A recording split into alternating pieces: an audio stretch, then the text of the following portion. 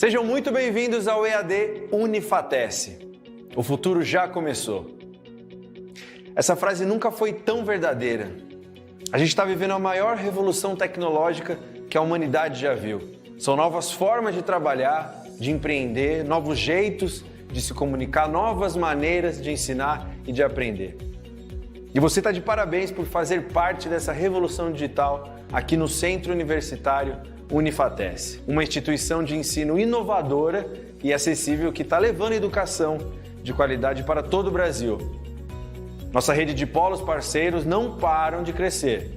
Já estamos presentes em todas as regiões do país. Ofertamos mais de 200 cursos de graduação e pós-graduação nas modalidades EAD e semipresencial.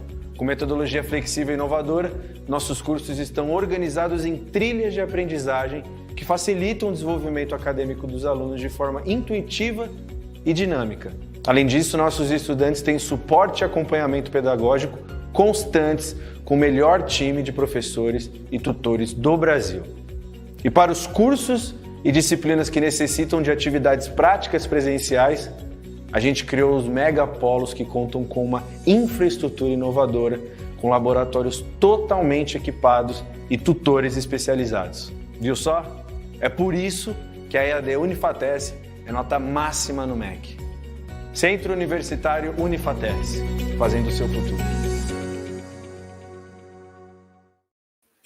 Olá pessoal, sejam muito bem-vindos a mais uma live, dessa vez revisão de programação orientada a objetos. Sou o tutor Matheus Watanabe, responsável pelos cursos de TI aqui da Unifatece.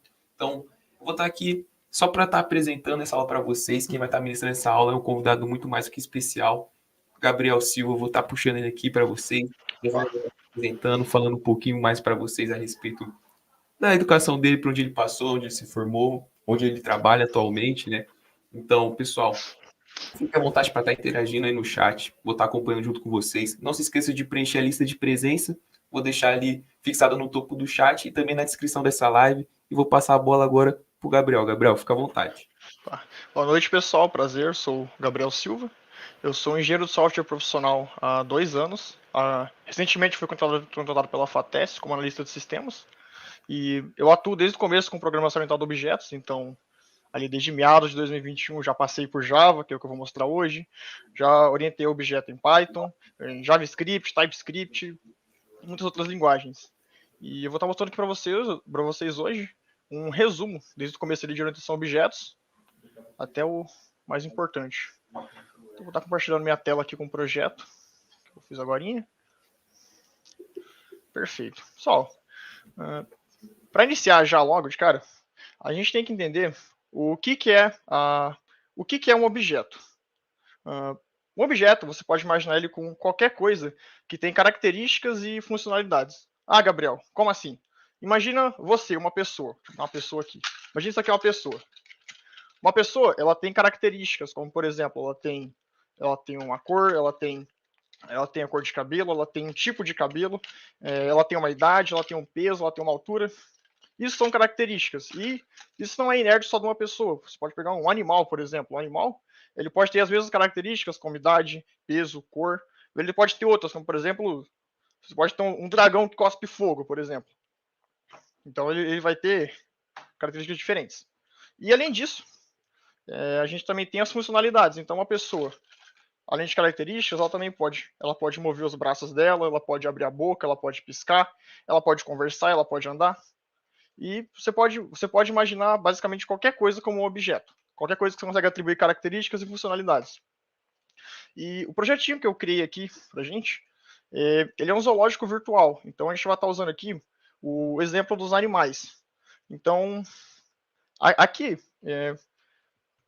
o Java, ele é uma linguagem que ele é completamente orientado a objetos. Ou seja, eu só consigo trabalhar com orientação a objetos nele. Então, se você pegar, por exemplo, um código em Python. Vou apresentar aqui um.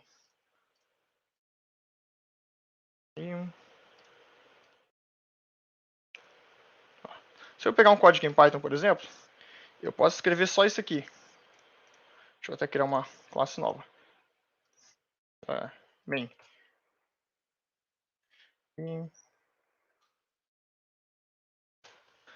Python, eu posso escrever isso aqui e ele vai rodar. Print Olá Mundo, vocês devem estar acostumados a ver essas linguagens de programação.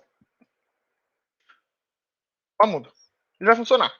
Eu não preciso, igual no Java aqui, por exemplo, na minha classe main, eu não preciso criar uma classe, eu não preciso desse public static void main string args, que a gente já vai chegar lá.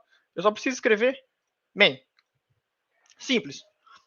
Isso te dá alguns benefícios na tua agilidade do que você vai fazer, então, num projeto pequeno. Você não vai ter muita coisa ali, que nem, por exemplo, o sistema de um zoológico. É muito legal se trabalhar dessa forma, com Python e se orientar a objetos. Só que a orientação a objetos ela te dá uma organização que faz valer a pena quando o seu sistema cresce. Então, voltando aqui para o Java, a gente tem uma classe animal. Então, por enquanto, só se importa aqui com esse public e class.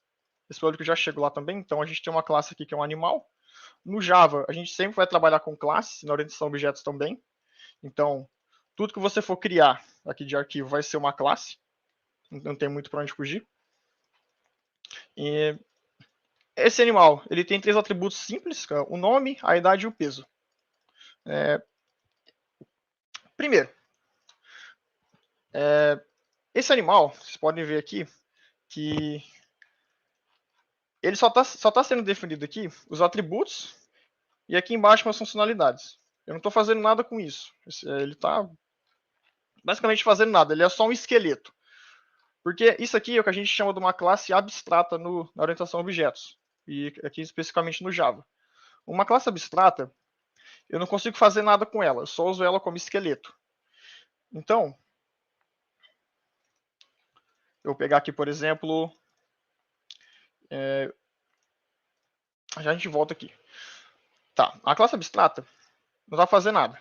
Então, se eu for pegar aqui, animal é igual a new animal, aí chega nisso também. Se vocês verem, eu não vou conseguir fazer com ele igual eu fiz aqui em cima, fiz com mamífero, ave e peixe. Mesmo se eu copiar o que tem aqui, esses atributos, que eu passei para eles. Com o meu animal, eu não consigo fazer nada. Nada, igual esse daqui. Por quê? Se você imaginar um animal, por exemplo, eu falar um animal. Você não está especificando o que é esse animal, beleza? É um animal. Que animal ele é? Pode ser qualquer um. Quando eu especifico, esse animal é um mamífero, é uma ave, um peixe, um réptil, você já está criando uma camada a mais ali de entendimento do que é esse animal. E o que esse código aqui está fazendo é isso. É um conceito chamado de herança que a gente aplicou. Então, se a gente ver aqui, por exemplo, o peixe, ó, o peixe ele vai ser um filho de animal. Vocês podem considerar isso aqui como, por exemplo, uma pessoa. Você, eu, todos nós temos pais. Nós temos nossa mãe e nosso pai. E a gente herda alguma coisa deles. Então, tá, ô Marcísio, se você quiser, pode pedir aí que eu volto, eu explico novamente o que você precisar aí, tranquilo. Dei uma acelerada aqui que tem bastante conteúdo. Mas voltando. A gente herda alguma coisa. E é exatamente o que esse peixe aqui está fazendo de animal. Então, quando eu tenho essas classes que elas são esqueletos, essas classes abstratas, que nem o animal, eu vou usar uma nomenclatura no Java chamada extends. Isso aqui é específico do Java, esse extends. Então, se vamos supor que eu quero criar outro tipo de animal, eu quero criar um réptil. Então, eu vou criar aqui uma classe, vou chamar ela de réptil. Vou escrever aqui public, vou escrever abstract também. Réptil. E o meu réptil, ele vai estender de animal. Da mesma forma. E o que acontece? Como o animal ele é uma classe abstrata, eu obrigatoriamente eu tenho que herdar algumas coisas dele. Então, meu réptil ele não pode só eu não posso só declarar aqui que ele herda de animal e nada mais. Vocês viram aqui, o meu editor está até mostrando aqui que tem um erro. Então, eu posso vir aqui e fazer o que ele está pedindo, que é um construtor. Beleza. A gente tem um réptil aqui agora. Da mesma forma, agora eu consigo criar igual eu fiz com os outros. Então, eu posso criar um réptil aqui. Réptil, réptil.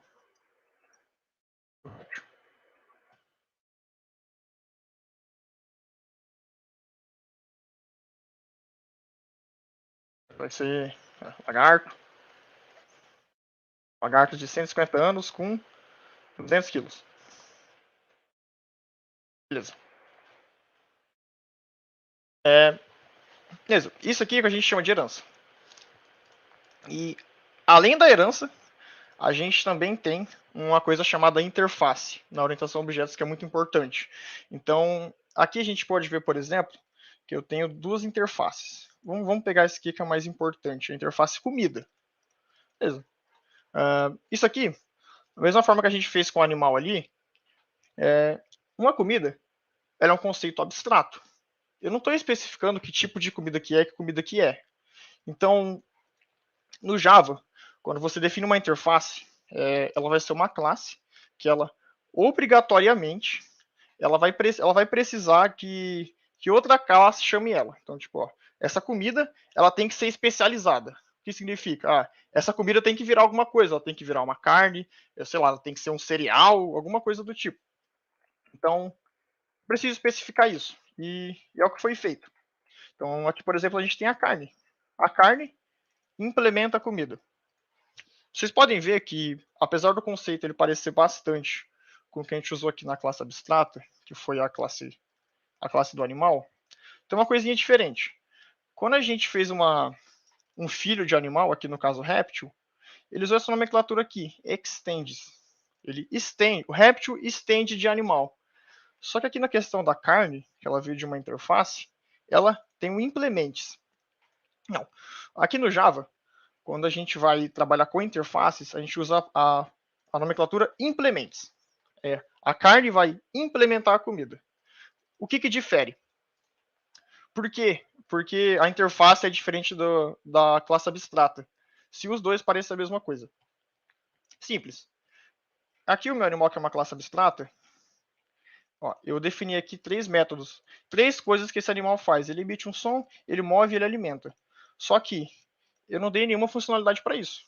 Aqui na minha classe abstrata. Eu não fiz nada. Eu só falei, ó, o animal ele faz essas 3 coisas e os filhos deles que se viram para implementar isso. No caso ali, o filho réptil, o filho ave, mamífero e entre mais. Só que tem algumas coisas que todos os animais fazem.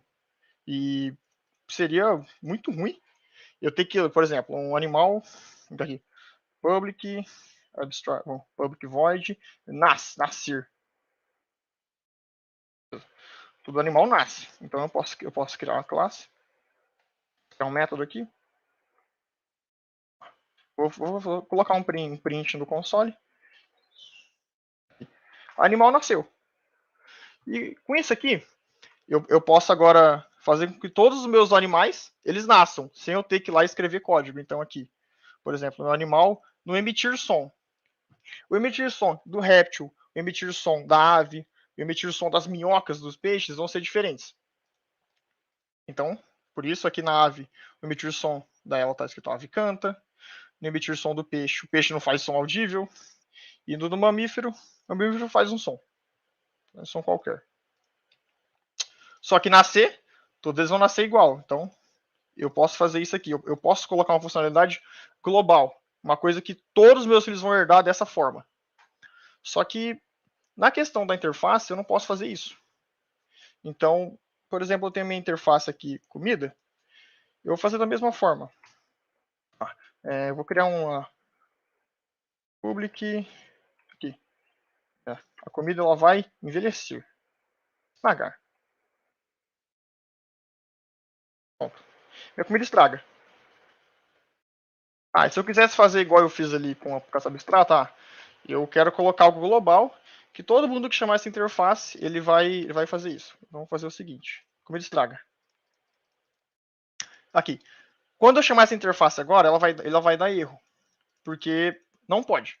A interface ela é feita para você ter os métodos dessa forma aqui. Você só avisar, beleza, a carne estraga, a carne envelhece, a carne faz. A comida, no caso, perdão, faz tal coisa. E você deixa para quem chamar essa interface se virar. Ela faz o que quiser.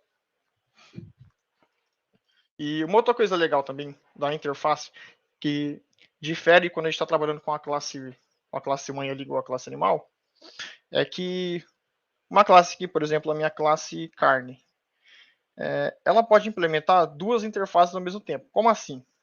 Eu posso chamar comida. Deixa eu criar uma interface nova. Vou criar uma interface chamada, vamos ver, proteína. Uma interface proteína. E aqui na minha classe carne, sementes. Deixa eu ver, acho que é assim, isso, pronto. A minha carne ela pode implementar comida e proteína. Tranquila, perfeitamente. Agora, se eu for fazer isso com uma classe que ela estende de outra, ou seja, uma classe que é filha, igual a minha ave, que ela é filha de animal, eu vou criar, por exemplo, aqui. Isso, Clepson, isso aqui é o IntelliJ. Inclusive, pessoal, essa ideia aqui eu considero ela melhor para poder trabalhar com Java. Vou escrever aqui no chat o nome. Se quiser dar uma olhada. Pronto. Vocês que são estudantes, tem como pegar gratuitamente a versão Ultimate, que é essa que eu estou usando. É uma ideia que ela é bem cara se você for pagar, só que para os estudantes é gratuito. Então você pode pegar ali por 6 meses, 1 ano de graça, e é tranquilo. E é muito bom, inclusive. Questão de completar código, visualização, organização, muito bom. Tá, voltando aqui. A minha ave ela só pode ter uma classe mãe. Por exemplo, a gente só tem uma mãe e um pai. A gente não pode ter mais, biologicamente. Então, eu não posso fazer isso com a classe filha. Eu vou criar aqui agora. Animal. Vamos criar uma ave. E eu vou criar uma classe chamada voadores. Mais voadores. Só criar ela aqui, eu não vou colocar mais nada. Então, se eu pegar aqui, por exemplo, a minha ave e eu colocar aquela estende voadores, ele vai dar erro. Opa. Ele vai falar aqui, ó. A classe não pode estender múltiplas classes. Então, ela só pode ter uma classe pai. No caso é animal. Ou classe mãe, preferir. Perfeito. Vou fechar aqui do que eu abri. Vamos voltar um pouco no tempo. Beleza, a gente viu que um objeto ele é algo que tem características e algo que tem funcionalidades. E a gente viu que a gente pode definir ali objetos que são padrões, ou seja, são esqueletos, para mim poder criar outros objetos a partir deles. Só que como que eu uso eles na orientação a objetos? Como é que funciona? Vocês verem aqui, eu criei 3 animais aqui iniciais, que foi um mamífero, uma ave e um peixe. Respectivamente um leão, um papagaio e um peixe dourado. E como é que funciona aqui? Da mesma forma que a gente falou lá, um animal ele é algo muito específico. O que é um animal? Pode ser muita coisa. Da mesma forma que se eu falar um peixe dourado, ele ainda assim pode ser um peixe, uma ave, pode ser muita coisa. Ainda está muito abstrato, eu não sei o que é. Então, o que a gente faz na orientação a objetos é criar instâncias, né, desses objetos, instâncias dessas classes. Então, eu tenho um mamífero leão aqui. Como é que eu vou fazer para criar um novo? Primeiro, eu vou definir o que eu quero criar, então eu vou criar aqui um mamífero. Eu vou dar um nome para ele, eu quero criar um gato. Então o meu mamífero vai ser gato, o nome da variável. E a gente tem que falar que... Deixa eu ver. Se eu não negócio de orientado a objetos, não precisa chamar a classe como no Python. Exatamente. Que nem o exemplo que eu... exatamente, mas o Python, ele também pode ser orientado a objetos. Normalmente a gente programa ele ali normal, a gente cria um arquivo, sai mandando código. Só que ele pode ser orientado a objetos também. A diferença é que o IntelliJ, o Java, ele é só orientado a objetos. Eu não consigo trabalhar com as duas formas igual no Python. Então no Python você pode ver algo misturado ali. Mas eu também posso chamar a classe, que nem o que eu estou fazendo aqui. Eu estou chamando a minha classe mamífero, que é essa aqui, ó.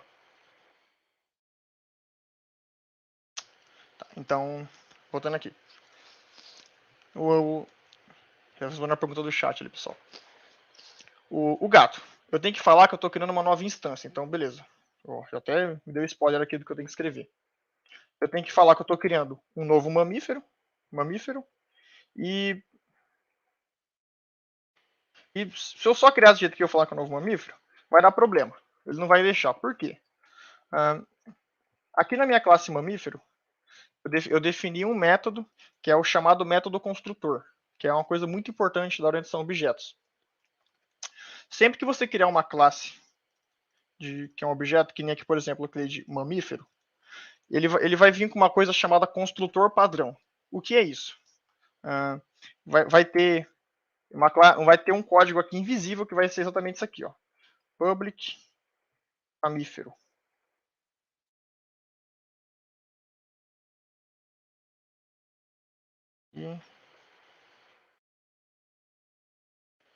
Vai ser isso aqui, public mamífero. Aquele ali de baixo é um construtor personalizado. Deixa eu ter um novo construtor. Ah, tá, é por causa da superclasse. Mas vai ser dessa forma aqui. Vai ter esse código aqui invisível. Que o que ele faz é ele permitir que eu crie uma instância dessa minha classe. Ou seja, ele permite aqui que eu crie o meu gato desse jeito. Então eu posso criar o meu gato sem passar para ele o nome, sem passar a idade, sem passar peso, sem passar nada. Eu só crio ele e depois eu vejo o que eu faço com isso. E ele sempre vai ter isso aqui no teu objeto, na tua classe. Sempre. A não ser que você faça igual foi feito aqui. Que você escreva manualmente um construtor personalizado. Então aqui, a gente tem um construtor personalizado que é o quê? Ele vai estar construindo esse objeto. Então aqui, eu passo que obrigatoriamente para mim criar um mamífero, eu tenho que passar um nome, eu tenho que passar uma idade e eu tenho que passar um peso. Então, por isso que eu criando aqui esse gato não vai dar certo. Só que se eu passar o nome para ele, sei lá, Thor, um gato que tem 6 anos de idade e ele pesa 5 quilos. Deixa eu fechar aqui. 6 anos e pesa 5 quilos. Se eu fizer dessa forma, funciona. Perfeito. Agora eu tenho o meu gato. Só que eu também queria ter um gato que eu não passo nome, nem idade, nem peso. O que eu poderia fazer então? Eu posso vir aqui, e que nem eu disse, eu posso criar o meu construtor vazio. Ah, mas o construtor vazio, o construtor padrão, ele já não vem na classe quando eu crio? Sim. Só que quando você cria um personalizado, ele é sobrescrito. Então ele deixa de existir. Então, da mesma forma, se eu só clicar aqui, fizer aqui mamífero, eu só vou criar agora um gato de rua. Gato de rua.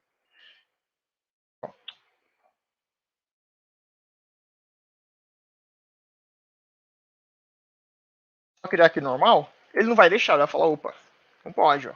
Ele vai falar aqui, ó. Esperava que passasse 3 argumentos, ou seja, 3 atributos, mas não foi passado nenhum.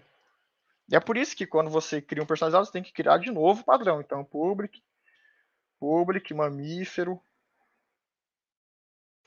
Pronto. Agora, ele tá dando erro aqui por causa da superclasse, mas ó, agora ele deixa normal. E da mesma forma, eu posso criar quantos construtores eu quiser. Então eu posso criar outro construtor personalizado que eu não passo, por exemplo, o nome do gato. Então eu posso criar aqui um public, mamífero. Vou passar aqui agora só a idade e o peso. É isso. Vou passar aqui para cima. Superclasse. Animal. Eu vou ter que criar aqui na superclasse também, porque o pai obriga que o filho tenha isso. Public animal.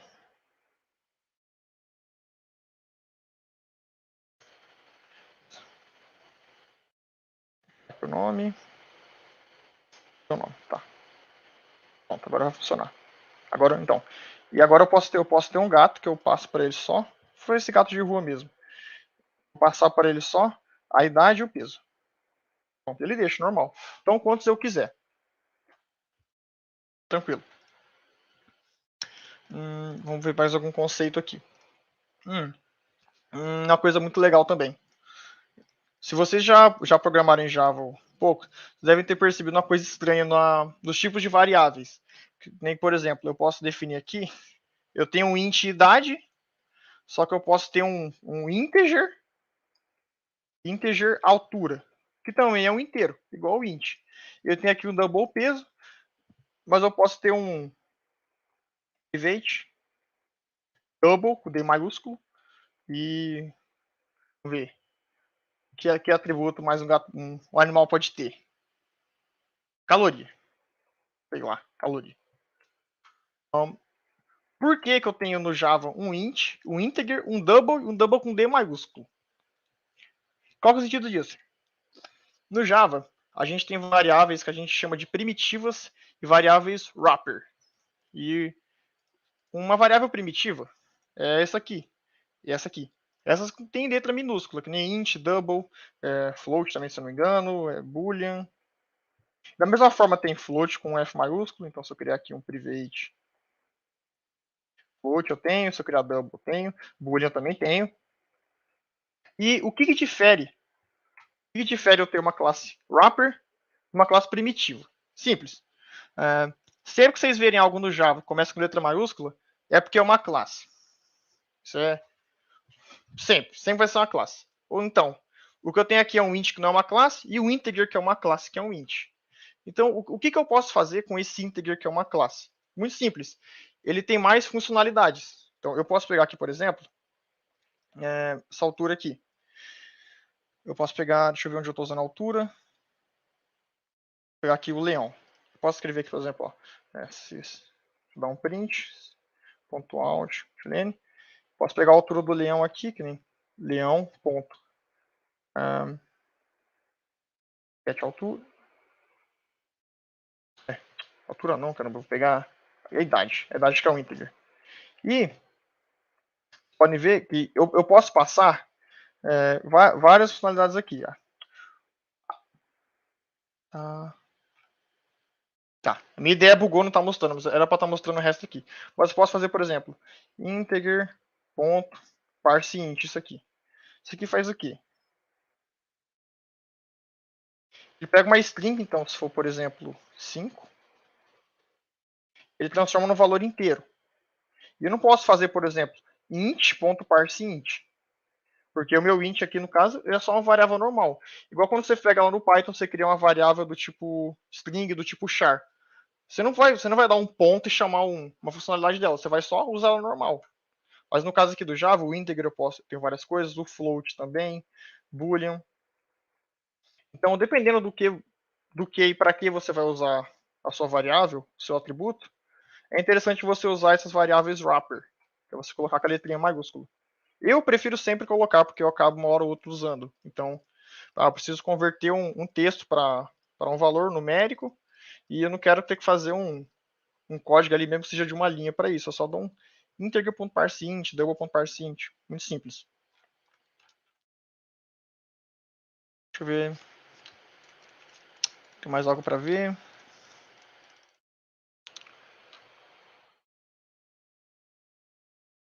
Meia horinha de aula, tá. Tá. A gente passou. Ah, interessante. A gente fala de encapsulamento também. Coisa muito importante. Se vocês verem também aqui na nossa classe de animal de novo, a gente criou os nossos atributos com um private antes aqui do tipo deles. A gente tá falando que eles são privados. Aqui dentro do Java, a gente tem 4 tipos de visibilidade de atributos e de classes e de métodos. A gente tem o private, a gente tem o public, a gente tem o package e tem o default. Mas a gente vai focar só no public e no private, que eles são os mais importantes. Então, por exemplo, eu tenho aqui o meu animal. Ele tem o nome, a idade e o peso. Beleza. Normalmente, quando você tem um atributo, eu vou criar um atributo público aqui. Eu vou chamar de, que nem a gente estava fazendo lá, a altura. Public, vou usar um integer já. Essa é a altura desse animal. Esse animal tem uma altura. Eu posso fazer o seguinte. Eu posso vir aqui o leão, porque o meu leão é um animal. Eu posso usar tudo que meu animal tem. Então eu posso dar um leão ponto altura, direto. E com isso aqui, eu posso pegar o valor de altura que o meu leão tem. No caso aqui, ele tem... no caso ele não tem nenhuma ainda. Mas eu teria que colocar mais um construtor aqui. Então vamos botar o construtor. Vou botar esse mesmo aqui, eu vou pôr a altura a mais. Eu vou botar int. Vou botar integer já. Altura. Perfeito. Aqui.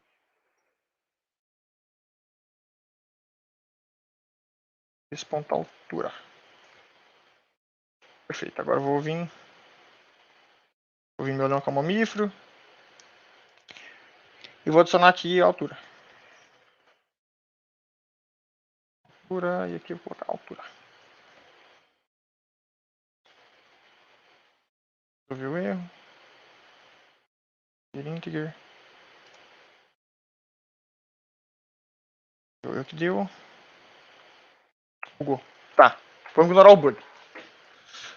É o seguinte, aqui eu posso puxar direto a altura dele. Vamos supor que aqui a altura é 40. Tem um 40 aqui que é a altura dele. Aí pegou. Às vezes o IntelliJ dá esses bugzinhos visuais, meio chato.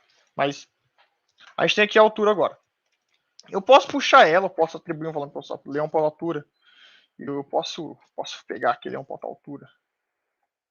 Botar igual a 5. Posso alterar à vontade. Posso fazer o que quiser.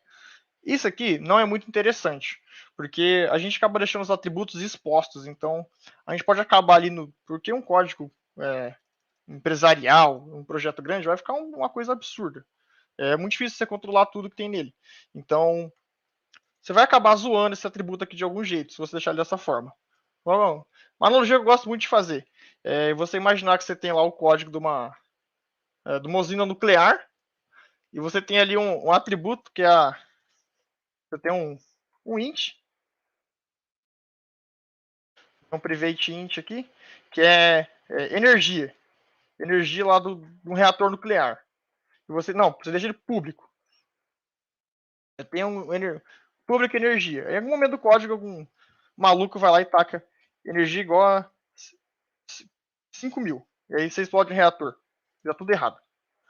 É um exemplo bem absurdo, mas é algo que pode acontecer se o meu atributo ele for público. Então, para isso, a gente aplica uma coisa chamada encapsulamento na orientação a objetos.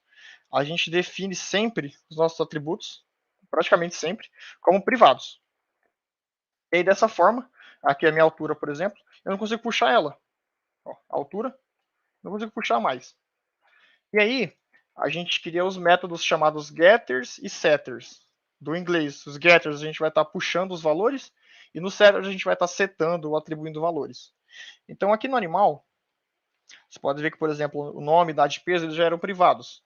Então para isso, eu precisei criar respectivamente um método. Aí, esses métodos eles são públicos, então eu tenho aqui um método para mim puxar o valor do nome, eu tenho um método para atribuir um valor ao nome, eu tenho um para idade, peso, e eu não tenho um para altura ainda, então dá para criar também. Para a gente não ter que fazer tudo na mão, a gente pode usar as funcionalidades da IDE. Desliguei o fone sem querer. Mas deixa eu...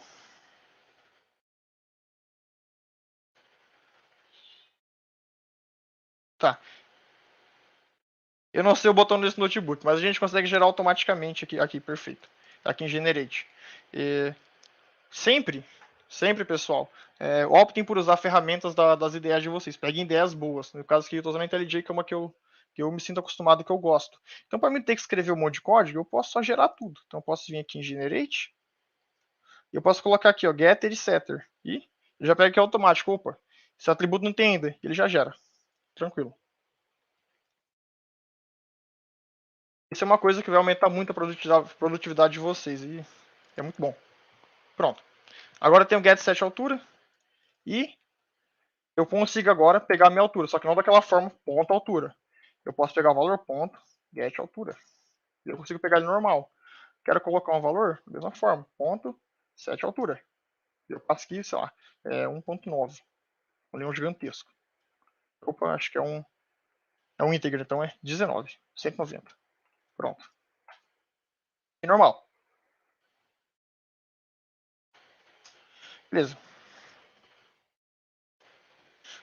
Beleza. Uma outra coisa muito importante agora, eu vou explicar só mais isso aqui, eu vou acabar encerrando para deixar um pouco de dúvidas para vocês, porque eu não sei muito bem o conhecimento que vocês têm de Java de orientação a objetos, então seria legal poder tirar dúvidas de vocês para ficar algumas coisas mais claras.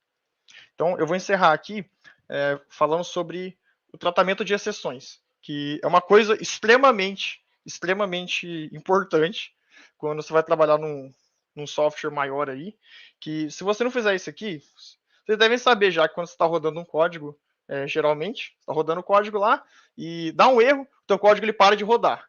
Agora você imagina se, por exemplo, o YouTube aqui que a gente está usando, o StreamYard que eu estou usando para fazer a live, dá um erro lá no código e ele para de funcionar. Como é que fica o pessoal? O pessoal vai fazer o quê? Para isso, a gente usa o tratamento de exceções, e que também é muito importante para a gente ter a rastreabilidade do erro que está acontecendo. Então, aqui no Java e muitas outras linguagens de programação, vai ser essa mesma nomenclatura, vai ser try e catch, ou seja, tenta fazer alguma coisa, se alguma coisa sai fora da linha ali, ou seja, alguma coisa deu errado, o catch vai pegar e falar, opa, deu errado, e esse catch ele vai ser especificamente para você lidar com erros. Então, por exemplo, aqui, o meu leão está tentando ser alimentado com sementes. A gente sabe que isso não vai dar muito certo. No caso aqui, ele vai dar um problema, porque tem uma verificação aqui que se o meu leão ele não for alimentado com carne, ou seja, o meu mamífero, no caso, ele não for alimentado com carne, ele vai falar, opa, ele vai jogar uma exceção, o mamífero come carne, o mamífero não come semente. E isso não vai explodir o meu código, ele só vai jogar um texto aqui no meu console falando, opa, o mamífero come carne. E num software empresarial, vai ser a mesma coisa. Teu código não vai explodir por causa de uma exceção, geralmente não vai. Mas ele vai te dar lá, vai te dar um texto lá, aconteceu tal coisa. Aí você já sabe, já sei onde é. Você pega aqui e busca o texto do erro lá que deu. Mamífero come carne. Mamíferos, né? Mamíferos, achei aqui deu erro, vou arrumar aqui. E como é que funciona aqui especificamente no Java? Se vocês verem, aqui esse método, essa função alimentar, o que ele está fazendo aqui, ele faz um if aqui, ou seja, se a minha comida ela for uma carne, não se preocupe muito com esse instância of echoing, mas o que ele está fazendo é ver se a minha comida que foi criada é uma comida que é uma carne. Ele vai falar, beleza, uma bebida foi alimentada com carne. Se não, esse throw aqui do inglês, ele vai jogar, então ele vai fazer o seguinte, vai pegar a exceção e ele vai jogar a exceção. E vai falar, é uma exceção de argumento ilegal, mamífero só pode comer carne. E o que acontece quando a gente joga uma exceção no Java é a mesma coisa que acontece no beisebol quando você joga uma bola. O teu parceiro o cara lá tem que pegar a bola, ou alguém vai bater nela. Então, você faz um passe para. O que isso aqui vai fazer é fazer um passe. O throw exception, ele vai jogar uma exceção e falar, alguém pega isso aí e lida com isso. E isso é o que o try catch faz. O catch, do inglês pegar, ele vai pegar essa exceção. Então, a gente tem aqui o alimentar.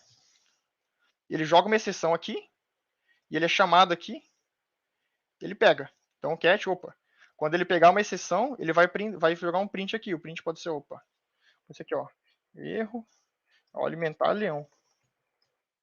Por exemplo, erro alimentar leão. Vou tirar o que está quebrando aqui para eu poder rodar isso aqui. Apagar esse Python.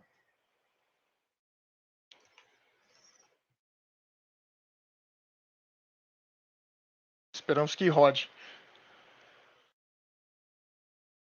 Tá, deu tudo errado. Tá, deixa eu apagar esse que tá dando erro. Isso aqui. Vou tirar isso. Pera aí, tirou o construtor errado. Certo. Tirar a altura aqui. Espero que rode. Tá. Meu animal ele não vai ter mais altura. Vai ter essa altura, não vai ter essa altura. Vai isso aqui também. Eu ia fazer isso automático na IDE. Eu só lembrei disso agora, inclusive, mas. Bom que vocês já veem aqui, a gente tá tirando. Eu vou tirar esse 40 aqui dele, que era a altura. Tá, agora vai rodar. Eu acho. Beleza, tá funcionando. Tem sim, cara. Deixa eu só lembrar como é que dá o zoom, porque geralmente na minha máquina normal eu só dou um Ctrl Scroll e ele dá zoom. Se alguém souber como que dá zoom no IntelliJ de outro jeito, pra mim era assim. Deixa eu só pegar aqui rapidinho.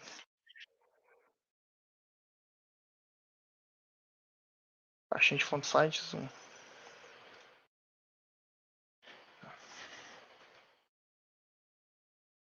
Perfeito. Esse assim fica melhor. Então eu dou mais um aqui. Tá, deu erro de novo. Ah, tá. Gasto do gato, deixa eu tirar ele também. Ok. Puxar aqui do lado. Beleza, rodou. Aqui. Deixa eu tirar esses outros pins aqui de baixo para eles não atrapalharem a sua visualização.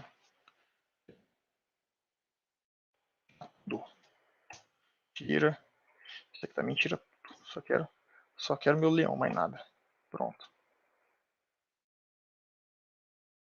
Caramba, tirei a semente, peraí.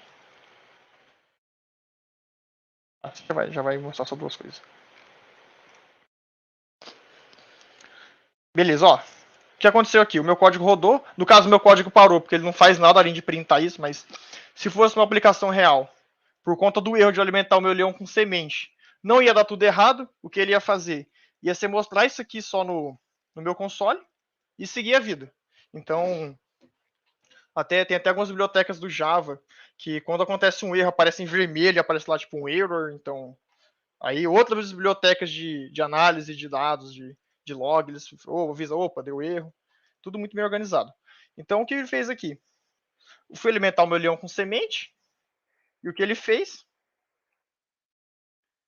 Ele falou aqui, opa, deu erro. O leão não pode ser alimentado com semente, pô. Então, eu vou até fazer o seguinte. Eu vou fazer uma depuração aqui. Se vocês não estão habituados, o conceito de depuração é, basicamente, explicando assim de forma bem por cima, é eu escolher uma linha de código que eu quero que ele pare e eu ver o que está acontecendo. É isso. Então, essa linha aqui, eu sei que é uma linha que vai passar quando eu rodar o código. Eu coloquei aqui um breakpoint, que é esse vermelhinho aqui. Eu já mostro, Clebson. Esse aqui é um breakpoint, então, tipo, meu código chegou aqui, ele vai parar. Até que eu mande ele embora. Então, ele parou aqui, eu posso ver tudo que tem. Então, eu posso ver aqui o meu leão aqui embaixo, ó. Posso ver o nome, idade, o peso. Se quiser, eu posso alterar um dele para... Posso alterar os valores aqui, então, tipo... posso setar aqui a idade dele para 10.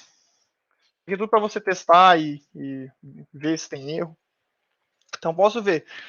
Eu posso pular para a próxima linha e ver o que vai acontecer. Então, se eu pular para a próxima linha... Opa, deu um erro. Ó, Java Illegal Argument Exception. Por quê? O leão não pode se alimentar com semente. Mamífero. Então ele vai dar erro. Então aqui, beleza, aqui eu posso ver o que aconteceu. E aí, se eu seguir mais, ó, ele parou o código. Foi até aqui o final e parou. Beleza. O Clebson, a exceção, você pode fazer. Você pode pegar aqui, por exemplo, no alimentar. E você pode, numa condição que você quer ali, dar um throw new. Esse aqui é o primeiro passo da exceção. Que é você jogar ela. Então, eu posso dar um throw new legal argument exception. Mas eu também posso fazer várias exceções. Então, além das exceções que tem no Java, então tem exception, legal argument exception, tem muita exception. Eu posso criar minhas próprias. Nesse caso aqui eu não criei nenhuma. Eu estou usando as que já existem do Java. Mas eu posso, por exemplo, fazer uma outra condição aqui. Vou fazer um else if. Vou conseguir dar. Posso criar um else if aqui. Else if. Se a minha comida for uma instância de... Deixa eu ver... Deixa eu criar outra comida aqui. Minhocas deve ser uma comida. Pronto. Minha condição de minhocas, eu posso printar aqui também. Posso dar um throw new e eu jogar outra seção. Pode ser só exception. Vou escrever exception aqui, o Java tem várias. Legal, exception, runtime exception, arithmetic exception, array store exception. Eu vou jogar uma exception normal. Então, ó, mamíferos não comem minhocas. Deixa eu colocar a chavezinha aqui. Peraí, porque será que vai dar erro, né? Aí, ó, o que aconteceu? Se vocês verem aqui, eu coloquei uma exception da mesma forma que a de baixo e ele deu erro. Por que ele deu erro? Ó, a exceção, ela não foi tratada. Então, onde eu estou chamando aqui esse método alimentar, eu só estou lidando com a illegal argument exception. Então, se chegar o exception aqui, ele não vai conseguir pegar ela. Mas se eu jogar aqui exception, por exemplo, o que vai acontecer? É que era para ele pegar. Perdão. Uma outra coisa aqui. Quando a gente trabalha com a exception, algumas exceções, eu preciso avisar que o meu método ele está jogando uma exceção. Então, ó, tem que falar. Beleza? O meu alimentar, ele está jogando uma exception aí. Então, quem for usar a função alimentar, tem que dar um jeito que essa exceção aí, senão a bola vai cair. Então, tem que jogar aqui throws, ou seja, joga. Esse método alimentar, ele joga uma exceção. Ele vai dar outro erro, ó. Por quê? Esse alimentar, ele é da minha classe mãe, é da minha classe animal. E na minha classe animal, ele não tá jogando exceção nenhuma.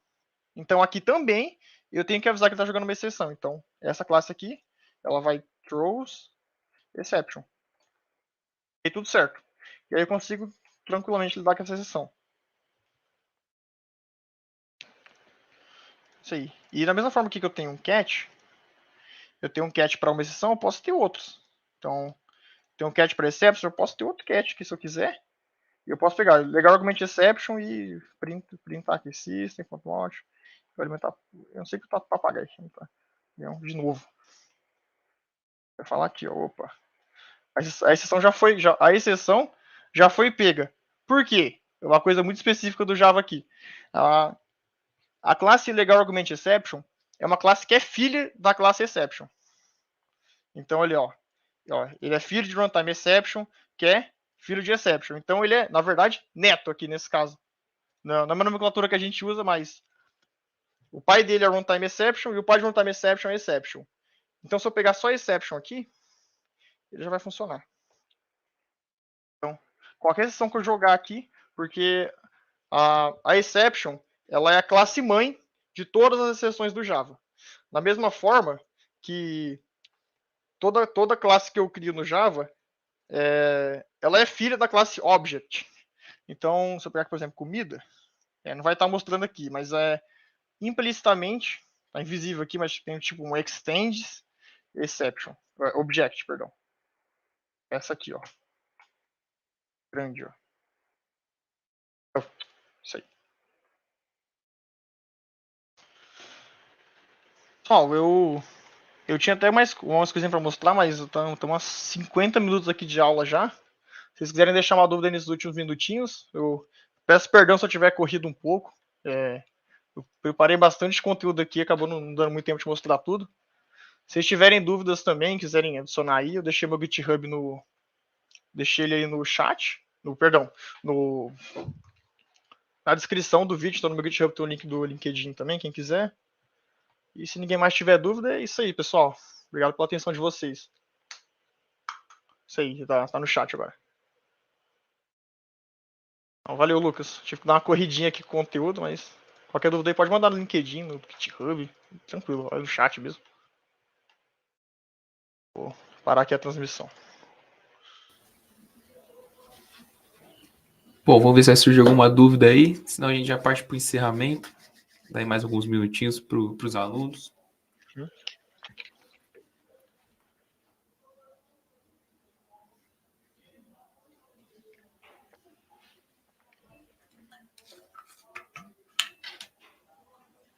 Valeu, pessoal.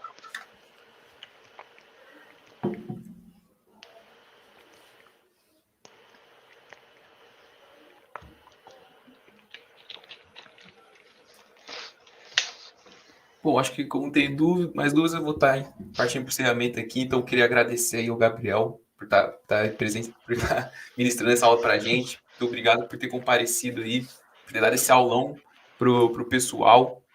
Então, se quiser deixar aí seus últimos recados, Gabriel, fica à vontade. Pessoal, orientação a objetos é um conteúdo muito amplo, então isso aqui que eu mostrei. Só uma dúvida ali do Leandro. Leandro, esse programa que eu estou usando, ele é um IntelliJ. É uma ideia para Java e estudantes podem pegar ela de graça. Então dá uma pesquisadinha aí, que tu consegue pegar de graça como estudante, é muito boa. É realmente muito boa para completar código, se organizar, muito tranquilo. Mas, pessoal, como eu estava falando, a orientação a objetos, ela é um conceito muito amplo na programação. E além de muito amplo, é muito utilizado, como devem saber já. E isso aí foi só a pontinha do iceberg do que é orientação a objetos. Apesar de eu ter corrido mostrado um monte de coisa, isso é só um pouco. Então, muita coisa para isso daí. Então, se alguém quiser mergulhar mais na orientação a objetos, eu recomendo vocês estudarem o livro Clean Code, já devem ter sido recomendados, o código limpo em português, que é um código que ele é escrito em Java, um livro que é escrito ali com os códigos em Java, e ele introduz para você os conceitos de código limpo, de códigos mais bem estruturados, e também, além de tudo, ele é um aprendizado muito grande de Java, ele mostra muita coisa. Quem quiser trocar uma ideia e adicionar, pode mandar no meu GitHub, no meu LinkedIn, tá aí no chat. E é isso aí, pessoal. Obrigado pela atenção de vocês. Então, maravilha, pessoal. Muito obrigado pela presença de todos. Tenham um ótimo descanso. Não se esqueça de preencher a lista de presença que está disponível na descrição da live e também fixada no topo do chat. Novamente agradecer o Gabriel, pessoal, e até uma próxima. Tchau, tchau.